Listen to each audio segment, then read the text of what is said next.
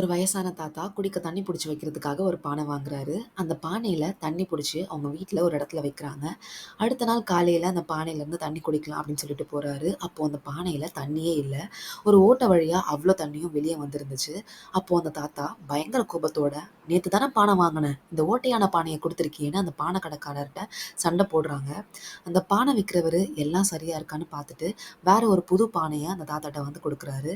இந்த தாத்தா இந்த பானையிலயும் தண்ணி புடிச்சு வைக்க, இதுல இருந்த தண்ணியும் ஓட்டை வழியா வெளிய வந்துருது. அந்த தாத்தா ரொம்ப கோபமாகி, அந்த பானை விக்கிறவர வீட்டுக்கு கூப்ட்டு வராரு. அந்த பானை விக்கிறவரு, இந்த பானை வச்சிருந்த இடத்த பார்த்துட்டு, அங்க ஒரு ஆணி இருக்கிறத அந்த பெரியவர்ட்ட காட்டுறாரு. அத பார்த்த அந்த தாத்தா, "ஐயோ! என் மேல தான் தப்பு. என்ன மன்னிச்சிடுங்க" அப்படின்னு சொல்லிட்டு சொல்றாரு. அதுக்கு அந்த பானை விக்கிறவரு, "வாழ்க்கையில தவறுகள் நடக்கிறது இயல்பு தான். ஆனா அதே தவறு மறுபடியும் நடக்கும்போது, எதனால இந்த தவறு நடக்குதுன்னு யோசிக்கிறது ரொம்ப நல்லது. என்ன ஏதுன்னு தெரியாம ஒருத்தர் மேல பழி சுமத்தக்கூடாது" அப்படின்னு சொல்லிட்டு சொல்றாரு. இந்த மாரி கதைகள் கேட்கணும்னா என்னோட சேனல சப்ஸ்கிரைப் பண்ணிக்கோங்க.